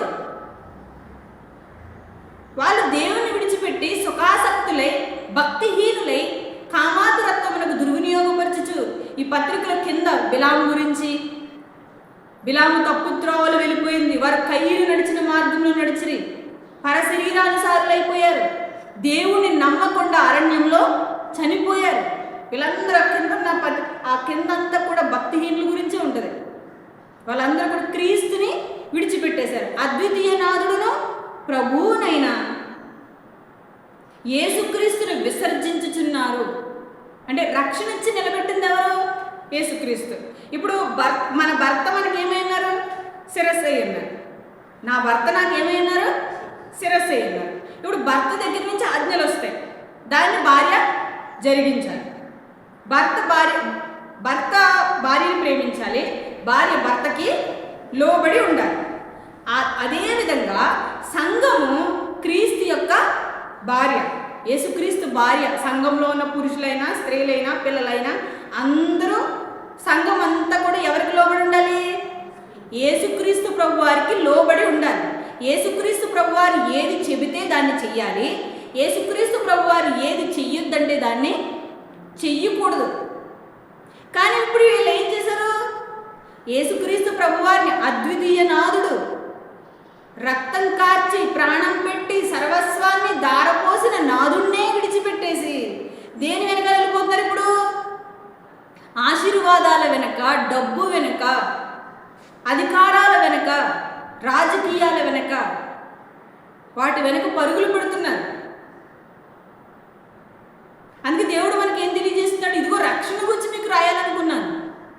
దేవుడిచ్చే గొప్ప పరలోకము గురించి, దేవుడి యొక్క ప్రేమను గురించి, ఆయన ఇచ్చే రక్షణ గురించి, ఆశీర్వాదం గురించి, ఆత్మీయ ఆశీర్వాదం గురించి మీకు రాయాలనుకున్నాను. కానీ బోధ మారిపోవటం వలన, బోధ విషయమై ప్రమాదం జరుగుతుంది కనుక నేను ఇప్పుడు ఈ దేని గురించి రాస్తున్నాను? అబద్ధ బోధ విషయమై జాగ్రత్త పడమని రాయించినాను. నీతి పరిచారకుల వేషం వేసిన వారు, వెలుగుదూత వేషం వేసిన వారు, దొంగ అపోస్తలులు, అబద్ధ బోధకులు, అంటే ఎన్నో ప్రమాదకరమైన రోగాలు క్రైస్తవ్యంలోనికి ప్రవేశించేసాయి. ఇప్పుడు బోధన గురించి జాగ్రత్త పడాలి. ముఖ్యమేంటి? రక్షణ. ముఖ్యమైనది ఏంటి? రక్షణ. రక్షణ ఇచ్చింది యేసుక్రీస్తు ప్రభువారు. ఆ రక్షణ కాపాడుకుంటూ యేసుక్రీస్తును పట్టుకుని ఉండవలసిన వారు ఏమైపోయారు? ఇప్పుడు రక్షణని విడిచిపెట్టేసి, ప్రభువుని విడిచిపెట్టేసి కామాతరత్వమును జరిగించుకున్నట్టుకు ఎక్కడికి వెళ్ళిపోతున్నారు? లోకంలోనికి, పాపంలోనికి వెళ్ళిపోతున్నారు. అందుకు ప్రభువు మరలా కూడా హెచ్చరిస్తున్నాడు. బిలాము ఉన్నాడు, తను తప్పు బోధ వలన ఇశ్రాయేలుని పాడు చేశాడు. ఇశ్రాయేలుని చెప్పించడానికి వెళ్ళిపోతున్నప్పుడు దేవుడు ఏం చేశాడు? దూతను పంపించి ఆపాడు. ఆపాడా లేదా? ఆపాడు. గాడిదను కొట్టాడు.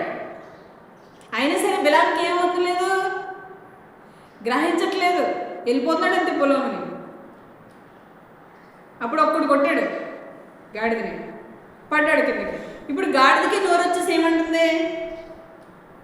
నేను నీ దగ్గరే ఉన్నాను, నీ దగ్గరే పని చేశాను, ఎప్పుడైనా ఇలా చేశానా? నేను నీ దగ్గర ఎన్ని రోజుల నుంచి పని చేయట్లేదు, నేను ఎప్పుడైనా నీకు ఇలా చేశానా? ఇప్పుడు ఎందుకు చేశాను?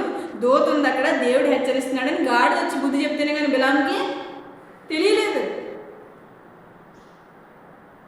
అంటే మనకు తెలియకుండానే మనం ఎందులోకి వెళ్ళిపోతున్నాము?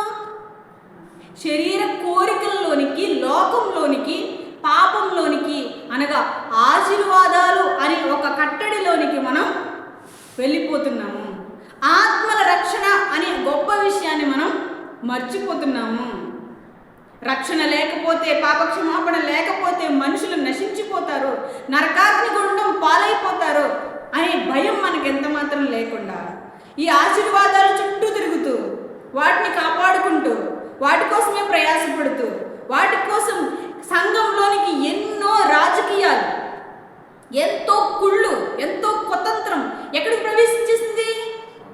సంఘంలోనికి ప్రవేశించేసింది. సంఘంలోనికి భయంకరమైన ఆ పద్ధతులు, భయంకరమైన ఆలోచనలు.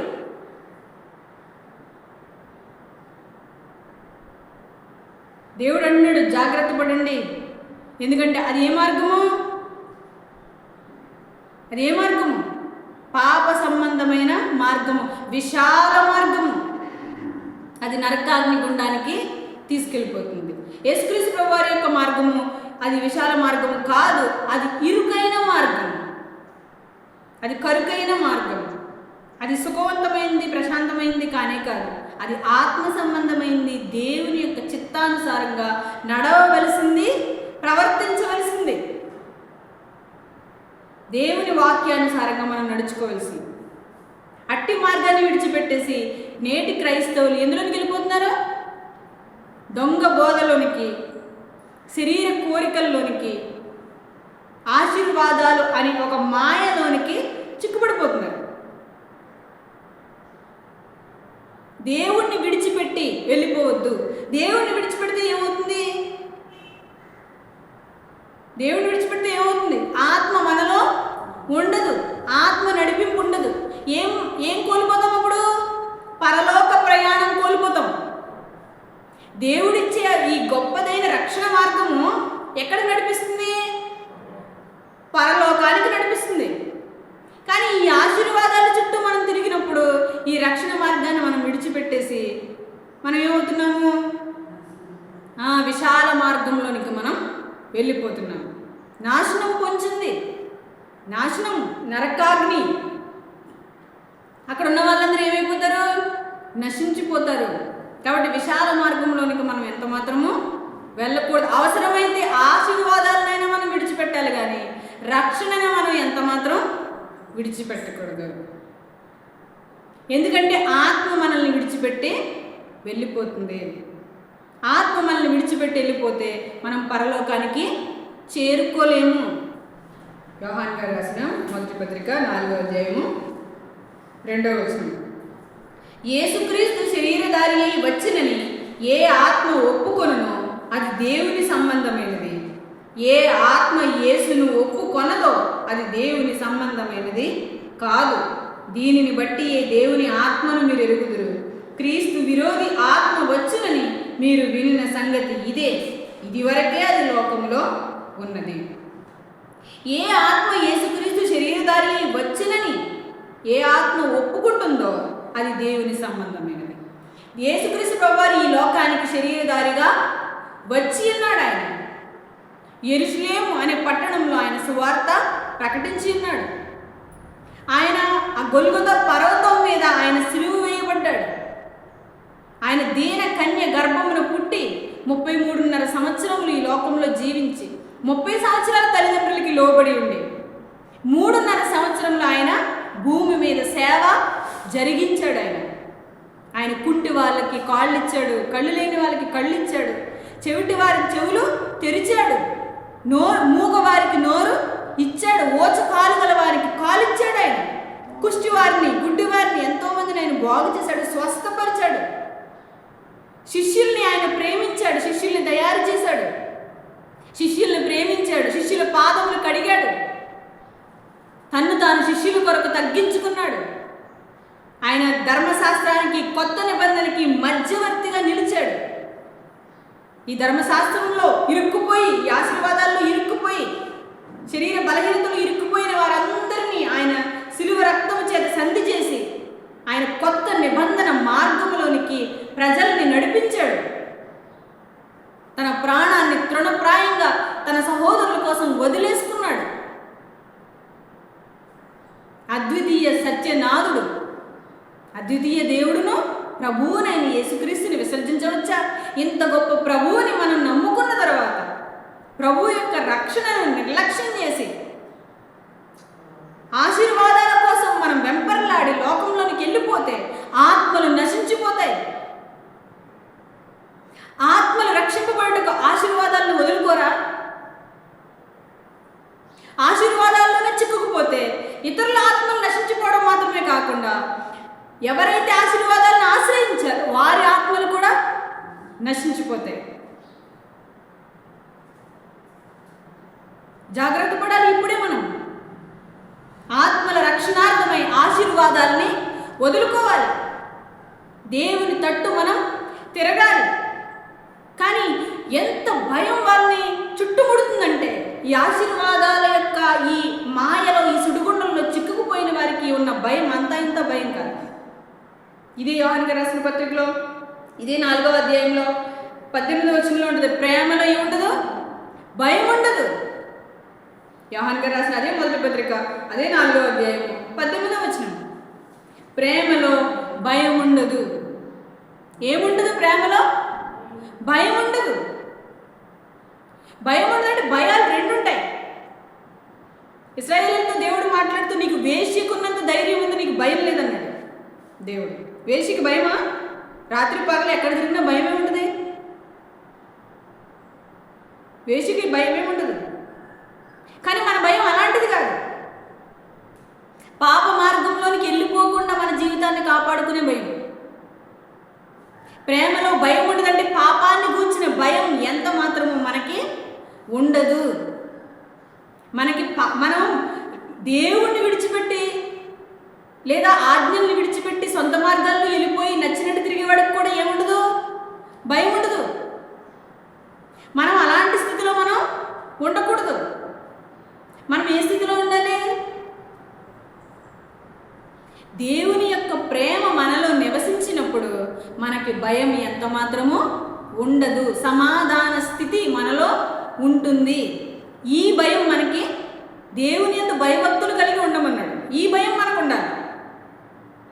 అందుకని లోకం గురించి ఆశీర్వాదాలు పోతాయని, ఏదో అయిపోద్దని, ఎవరో చనిపోతారని, ఇలా చేస్తే ఏదో వచ్చేస్తుంది, అలా చేస్తే ఏదో వచ్చేస్తుంది, అలాంటి భయాలు ఎంత మాత్రము మనకి ఉండకూడదు. దేవుని యందు మనం ఎల్లప్పుడూ భయభక్తులు కలిగి ఉండాలి. ప్రేమలో ఏముండదు? భయం ఉండదు. అంతేకాదు, పరిపూర్ణ ప్రేమ భయమును వెళ్ళగొట్టును. పరిపూర్ణమైన ప్రేమ ఏం చేస్తుంది? భయములో నుండి మనల్ని విడిపిస్తుంది. మనలో ఉన్న భయాలన్నీ తీసివేస్తుంది. కాబట్టి మనలో ఏం నిండిపోతుంది? ప్రేమే నిండిపోతుంది. అది పోతే ఎలాగ, ఇది పోతే ఎలాగ అనే భయం మనకి ఎంత మాత్రము ఉండదు. ఎందుకంటే మన ప్రభువు ఉన్నాడు మనకి. ఇప్పుడు ఆశీర్వాదాలు చెప్పుకుంటూ అందులో ఉన్న ప్రవర్తన ఎలా ఉంది? రాజకీయాలతో,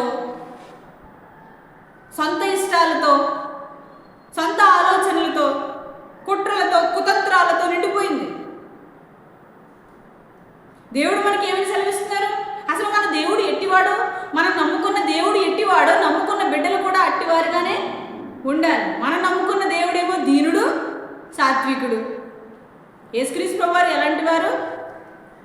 మీరు మత్తయి సువార్త 12వ అధ్యాయం 28వ వచనం చూస్తే అందులో ఉంటుంది, నేను దీన మనస్సు గలవాడును, సాత్వికమైన మనస్సు గలవాడును. దీనుడు, దీనత్వంలో ఏమున్నాయి? ఆత్మఫలాలు ఉన్నాయి. ఆత్మఫలాలు అన్నీ కలిపితే దీన మనస్సులో ఉన్నాయి. దీన మనస్సు అనేది ఒక్కడుంటే ఆత్మఫలాలన్నీ అందులో ఉంటాయి.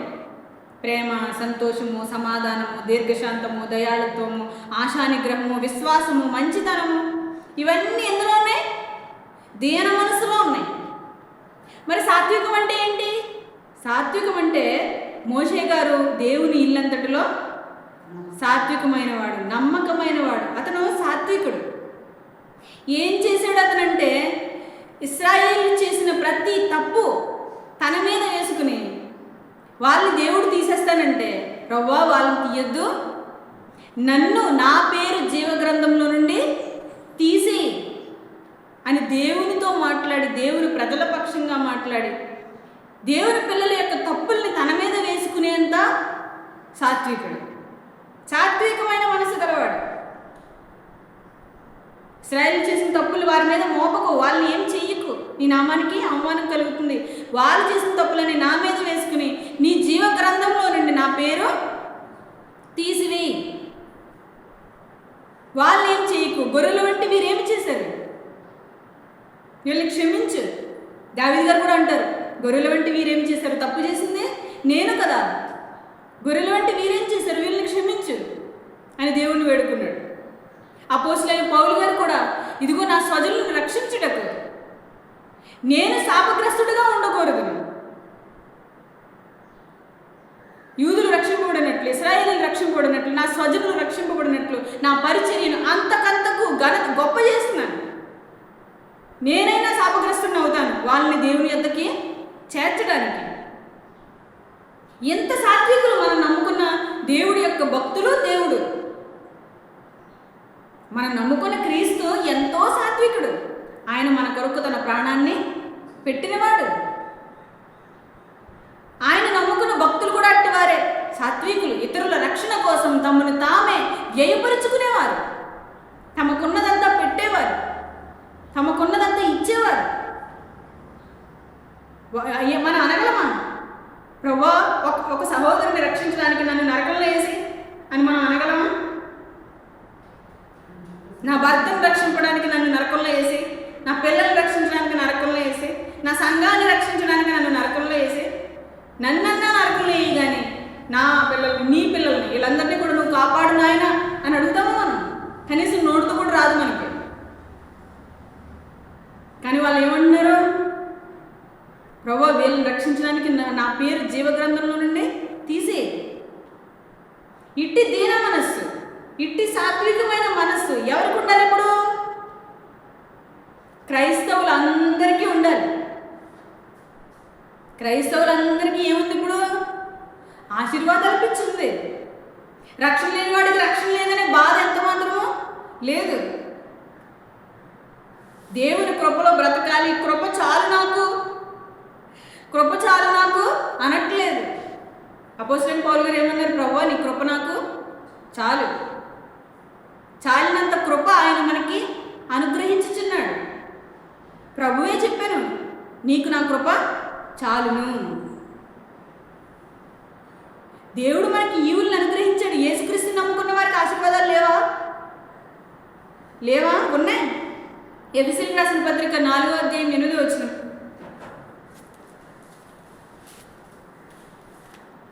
ఎఫెసీయులకు రాసిన పత్రిక 4వ అధ్యాయం 8వ వచనం. అందుచేత ఆయన ఆరోహణమైనప్పుడు చెరగా పట్టుకొని పోయి మనుషులకు ఈవులను అనుగ్రహించనని చెప్పబడి ఉన్నది. యేసుక్రీస్తు ప్రభువారు మన పాపపు దాసత్వం నుండి మనల్ని విడిపించి మనకి ఈవులను అనుగ్రహించను. యేసుక్రీస్తు ప్రభువారు తన పిల్లలకి ఈవులను అనుగ్రహించను. ఎఫెసీయులకు రాసిన పత్రిక 4వ అధ్యాయము 8వ వచనం. యేసుక్రీస్తు ప్రభువారు ఏం చేశారు? మనకి ఈవులను ఇచ్చారు. ఈవులు అనగా బహుమానాలు, సరిపడినంత తీర్చేది, దీవెన. దేవుడు క్రీస్తు యేసునందు మీ ప్రతి అవసరమును తీర్చును తన ఐశ్వర్యం చొప్పున, తన చేతితో, తన ఐశ్వర్యం చొప్పున. అంటే ఇప్పుడు చూడండి, రైతుల దగ్గరికి వెళ్ళినప్పుడు వాళ్ళు మనకి ఒక కుంచుడు కావాలంటే ఒక కుంచుడు వేసి మళ్ళీ దోశలతో ఇలా పోస్తారు. అవి ఎన్ని అయిపోతాయి? అవి ఇంకో తౌడో మాయడో అయిపోతాయి. అంటే 2 తవలు 1 కేజీ అయిపోతాయి. 4 కేజీలు కొంటే ఇంకో కేజీ అయిపోతాయి. అంటే రైతు తన చేతులతో ఇలా తీసేస్తే ఎంత చాలా వచ్చేస్తుంది. అలాగే దేవుడు తన ఐశ్వర్యం చొప్పున మనకిస్తాడు. మన ఐశ్వర్యం చొప్పున కాదు, తన ఐశ్వర్యం చొప్పున క్రీస్తు యేసునందు మనకు కావలసినంత ఆయన మనకి దయచేస్తాడు. దేవుడు తన ప్రజలకి ఈవులని అనుగ్రహించడని చెప్పబడి ఉన్నది. ఈవులిచ్చాడు మనకి. క్రీస్తుని అంగీకరించి అద్వితీయ దేవుడుగా, అద్వితీయ నాథుడుగా, ప్రభువుగా అంగీకరించిన వారికి సరిపడినంత దేవుడు వారికి అనుగ్రహించుచున్నాడు. ఈ ఆశీర్వాదాల మాయలో మనం ఎంత మాత్రమో చిక్కుకోకూడదు. అలా అని కార్లు ఉండడం, ఇళ్ళు ఉండడం, డబ్బులు ఉండడం, ఆస్తులు ఉండడం తప్పు కాదు. వాటిని అనుభవించవచ్చు. అయితే వాటి యందు మనసుంచి బీదల్ని చూడకపోవడం, వాక్యం లేని వారికి వాక్యాన్ని అందించకపోవడం, బీదల్ని కనికరించకపోవడం, సువార్త ప్రకటనకై ప్రయాసపడకపోవడం ఏమవుతుంది? తప్పు అవుతుంది.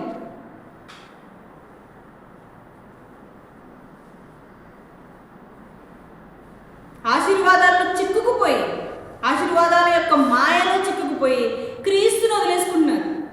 క్రీస్తుకి తెలుసు సంఘానికి ఏమి ఇవ్వాలో, క్రీస్తుకి తెలుసు తన పిల్లలకి ఏ టైంకి ఏమి ఇవ్వాలో ఆయనకి బాగా తెలుసు. ఆయన నీతిని, రాజ్యమును మనం వెతికినప్పుడు, ఆయన పనిలో మనం ప్రయాసపడినప్పుడు మనకు అన్నీ దొరుకును. ఆయన మనకి సమస్తమును అనుగ్రహించును. వీటిని విడిచిపెట్టి ఇంకా ఏదో కావాలని చెప్పి మనంగా ఏదో సంపాదించాలని చెప్పి మనం ప్రయాసపడితే మనం పాపంలోనికి వెళ్ళిపోయే ప్రమాదం ఎంతైనా ఉంది. రక్షణ ముఖ్యం. మొదట కావాల్సింది ఏంటి? రక్షణ. రక్షణ లేకపోతే, మనకి పాపక్షమాపణ లేకపోతే నిత్య జీవము లేదు. రక్షణ ఉందనుకోండి, మనకు సరిపడినన్ని ఆయన దయచేస్తాడు, మన బలహీనతల నుండి బలపరుస్తాడు, పరలోక మార్గంలో మనల్ని నడిపిస్తాడు, ఆయన ఆత్మను మనకి అనుగ్రహిస్తాడు. ఇప్పుడు మనం చదువుకున్నాం కదా, యేసుక్రీస్తు ప్రభువారు శరీరధారి వచ్చనని ఎవరు ఒప్పుకుంటారో వాళ్ళు ఆత్మ సంబంధి. ఆశీర్వాదాల కోసం వచ్చినాడు ఆత్మ సంబంధి కాడు. యేసుక్రీస్తు కావాలని వచ్చేవారు మాత్రమే ఆత్మ సంబంధి. యేసుక్రీస్తుని కలిగి ఉన్నప్పుడు, రక్షణ కలిగి ఉన్నప్పుడు మనకు కావలసినవన్నీ ఆయన మనకి అనుగ్రహిస్తాడు. యేసుక్రీస్తు అంటే పెళ్లి చేసుకున్న తర్వాత భర్త ఆస్తి అంతా మనకు వస్తుంది, కానీ పెళ్లి చేసుకోకముందు ఆస్తి అంతా తీసుకోవాలనుకుంటే అది ఏమవుతుంది? పాపం అవుతుంది. చాలా భయంకరమైన పాపం అవుతుంది. ఒక మనిషిని వల్ల వేసుకుని మాయమాటలు చెప్పి తన తన ఇష్టం వచ్చినట్టు వాడుకుని ఆస్తి అంతా దోచేసుకుంటా వాళ్ళని ఏమంటాము? ఇలా చేసేవాళ్ళు లేరా లోకంలో? ఉన్నారు. కాబట్టి మనం క్రీస్తు కొరకు ప్రయాసపడాలి తప్ప క్రీస్తు ఇచ్చే ఆశీర్వాదాల కోసం మనం ఎంత మాత్రము వెంపర్లాడకూడదు. ఆశీర్వాదాలు వస్తాయి, వస్తాయి, లేకపోతే లేదు. అవి కొంతకాలం ఉంటాయి.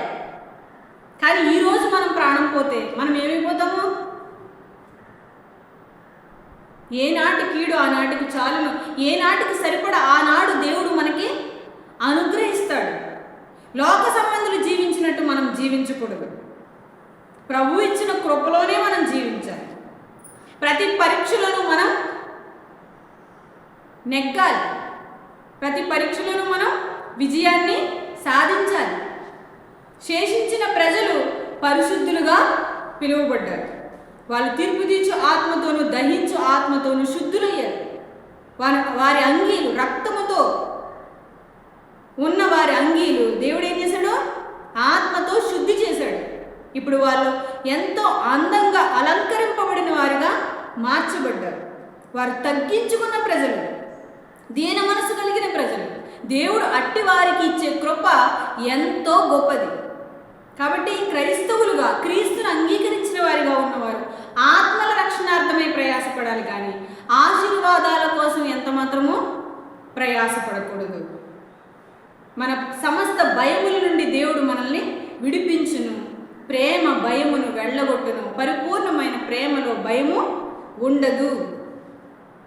ప్రేమలో భయం ఉండదు. దేవుడు ప్రేమయై ఉన్నాడు. ప్రేమతో మనం ప్రపంచాన్ని జయించవచ్చు. ఒక భక్తుడు అంటాడు, ప్రేమతో సమస్తము సులువే, విశ్వాసంతో సమస్తము సాధ్యమే, ప్రేమతో అన్నీ సులువే. సులువుగా మనం ప్రేమతో జయించవచ్చు. విశ్వాసంతో సమస్తము జయించవచ్చు. విశ్వాసంతో విజయమే. విశ్వాసంతో పోరాడితే విజయమే. ప్రేమతో ప్రయాసపడితే అన్నీ మనకి సులువే. అట్టి పిల్లలుగా మనం ఉండాలి. క్రీస్తుని విడిచిపెట్టి ముందుకి సాగిపోకూడదు. అది మనకి శాపమైపోతుంది. క్రీస్తుని విడిచిపెడితే అది శాపమైపోతుంది. చూడండి, యోహాను గారు రాసిన 2వ పత్రిక 9వ వచనం. క్రీస్తు బోధ యందు నిలిచి ఉండక దాన్ని విడిచి ముందుకు సాగు ప్రతివాడును దేవుణ్ణి అంగీకరింపనివాడు. క్రీస్తు బోధ యందు నిలిచి ఉండక దానిని విడిచి ముందుకు సాగు ప్రతివాడును దేవుణ్ణి అంగీకరింపనివాడు.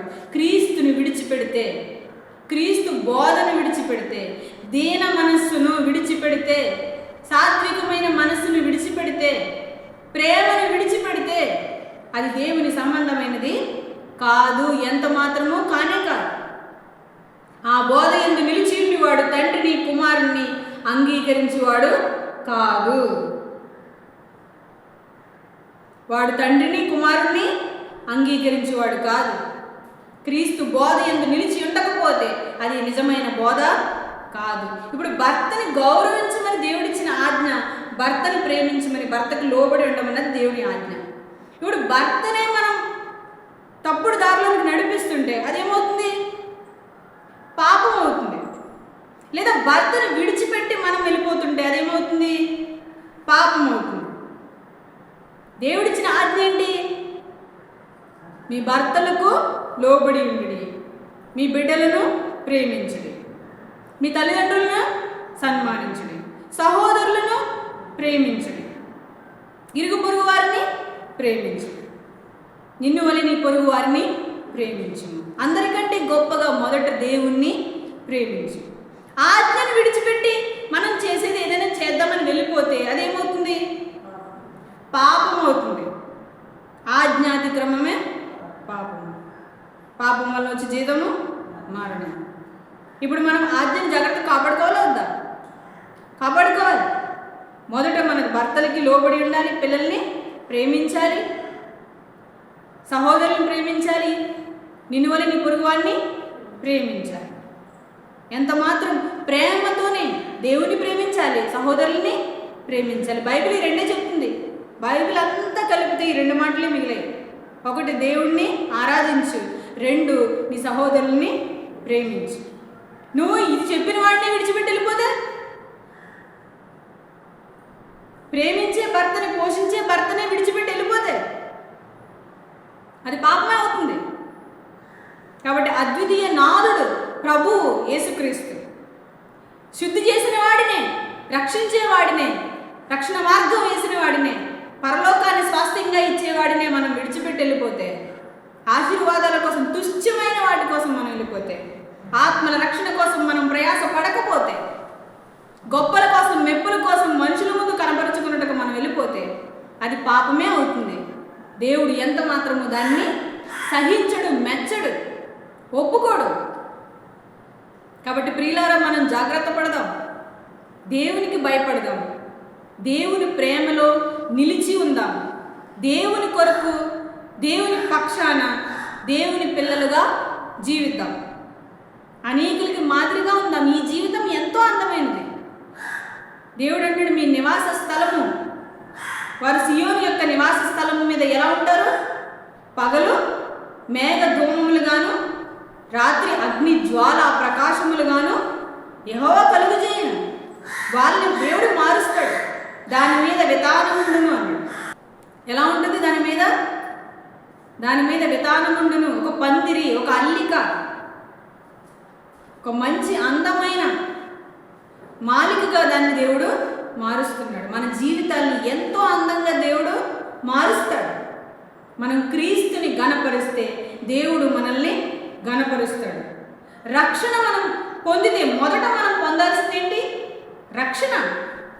రక్షణ పొందితే అన్నీ ఉన్నాయి రక్షణలో. యేసుక్రీస్తుని నమ్ముకున్న తర్వాత మనం లోకం వదిలేసి అడవిలోకి వెళ్ళిపోతామా ఏంటి? లోకంలోనే ఉంటాం, కానీ అన్ని విషయాల్లో మనం మితముగా ఉంటాం. ఆశీర్వాదాల కోసం ఎంత మాత్రము ప్రయాసపడము. అది మంచి మార్గము కాదు. అది పరలోక మార్గమునే తప్పించేసే మార్గం. ఆత్మ ఉండదు మనలో. క్రీస్తు శరీరధారి వచ్చినని మనం నమ్మకపోతే మనలో ఆత్మ ఎంత మాత్రము ఉండదు. ఆత్మ ఉండకపోతే పరలోక ప్రయాణం మనం విడిచిపెట్టేస్తాం.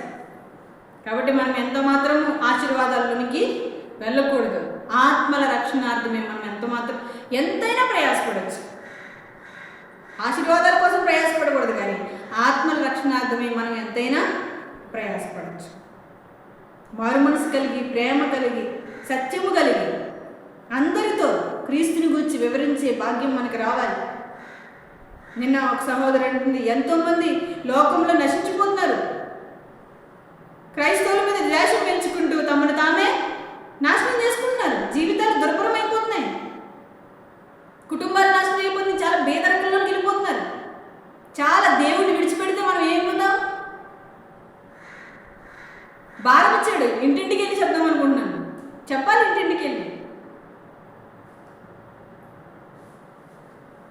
ఇంటింటికి వెళ్ళి చెప్పి వాళ్ళందరినీ కూడా ప్రభు దగ్గరికి నడిపించాలి. ప్రభు దగ్గరికి రండి.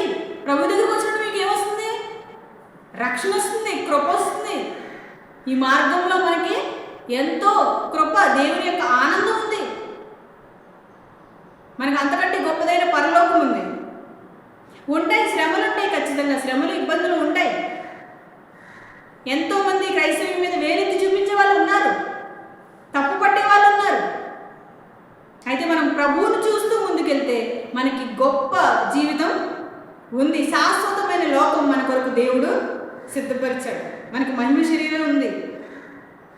ఇలా బ్రతుకుతున్నారు, ఇలా చేస్తున్నారని లోకంలో ఉన్న మనుషులకి అది మంచిగా కనబడకపోవచ్చు, కానీ మనం పొందుకున్న రక్షణ, మనం పొందుకున్న దేవునిలో ఆనందం, ఇది మనకి ఎక్కడ దొరకదు. దీన్ని గురించి మనం సాక్ష్యం ఇవ్వాలి. నీకు సంపాదన ఉందా, నీకు డబ్బు ఉందా, నీకు ఆస్తి ఉందా అంటే నాకు రక్షణ ఉంది, ఈరోజు నేను చనిపోతే పరలోకానికి వెళ్తాను. నీకుందా రక్షణ? అలా నేటి క్రైస్తవులు అడగగలుగుతున్నారా? దేవుడు ఉన్నాడు, నాకు రక్షణ ఉంది, నాకు పరలోకం ఉంది, నా కోసం నా ప్రభు వస్తాడు. ఇలా మనం ఇంత ధైర్యంగా విశ్వాసంతో చెప్పగలుగుతున్నామా? నిజంగా వేలెత్తి చూపించే వాళ్ళు అసలు చూపించరు. మన బలహీనతలే వాళ్ళు వేలెత్తి చూపించడానికి కూడా కారణం. కాబట్టి మనం ప్రభువు పిల్లలుగా ప్రభువుకు తగినట్లు మనం బ్రతికితే దేవుడు మనకి నిండైన కృపని అనుగ్రహిస్తారు. దేవునికి మహిమ తెచ్చి పిల్లలుగా మనమందరము ఉండాలని కోరుకుంటూ నా మాటలు ముగిస్తున్నాను. తలలో వంచండి, ప్రార్థన చేసుకుంటాం. పరలోకమందున్న మా కన్న తండ్రి, మీ ఘనమైన ఉన్నతమైన మహోన్నతమైన నామమునకు వందనములు, స్తుతులు, స్తోత్రములు, కృతజ్ఞతాస్తుతులు చెల్లించుకుంటున్నాము తండ్రి. తండ్రి, మీ పిల్లలమైన మేము మీ కొరకు ఉన్నతంగా బ్రతుకుటకు మాకు సహాయం చేయండి తండ్రి. ఎన్నో బలహీనతల్లో పడిపోయి మంచిగా ఉండాలని తెలిసినా ఉండలేని పిల్లల్ని మీరు జ్ఞాపకం చేసుకోండి. మీ గొప్ప శక్తి చేత, మీ దక్షిణ హస్తము చేత వారిని లేవనెత్తి మీ కొరకు ఉన్నతంగా బ్రతకడానికి వారిని నిలబెట్టి స్థిరపరచమని వేడుకుంటున్నాము తండ్రి. కృప దయచేయండి. నశించిపోతున్న పిల్లల్ని మీరు జ్ఞాపకం చేసుకోండి, బలపరచండి. ఆయన ఆత్మీయంగా వారు ఉన్నతంగా ఎదగడానికి సహాయించండి. మేమందరం ప్రభువా ఈ పరలోకపు యాత్రలో ఎందరైతే క్రీస్తుని అంగీకరించి ఆ పరలోక పట్టణము చేరుకోవాలని నాయన ఈ లోకంలో ఇరుకు మార్గంలో నడుచుతున్నారు, వారందరినీ మీరు జ్ఞాపకం చేసుకోండి ప్రభువా. నాయన దయతలచని మీ కృప చూపించండి నాయన ప్రభువా. ఈ మీ ఆత్మ సహాయంతో వారిని చక్కగా నడిపించండి. ఆయన నువ్వు అలసిపోయే దేవుడు కాదు, నాయన నువ్వు సమస్యలే దేవుడు కాదు. నీ కొరకు ఎదురు చూచేవారు కూడా సమస్యలు పోయేవారు కాదు కనుక ఆయన మీ అందరి విశ్వాసం ఉంచిన వారు, మీ కొరకు ఎదురు చూచేవారు నూతన బలమందుదురు కనుక ప్రభా, మేము సమస్యలక అలేక పరలోకమునకు నడిచిపోవుటకు మాకు శక్తిని, బలమును, నిగ్రహమును, ఆయన స్థిరమైన మనస్సును సమృద్ధిగా అనుగ్రహించమని కోరుకుంటూ ప్రభా, విన్న పిల్లలందరినీ మీ చేతులకు అప్పగించుకుంటూ మేమందరము పరలోకంలో మీతో ఆనందించే భాగ్యాన్ని మాకు నిండుగా దయచేయమని కోరుకుంటూ మీ ప్రియుడు మా రక్షకుడైన యేసుక్రీస్తు వారి యొక్క మహోన్నతమైన నామం పేరిట ఈ ప్రార్థన మనం అడిగి వేడుకొంచున్నాను మా కన్న తండ్రి. ఆమేన్. అందరికీ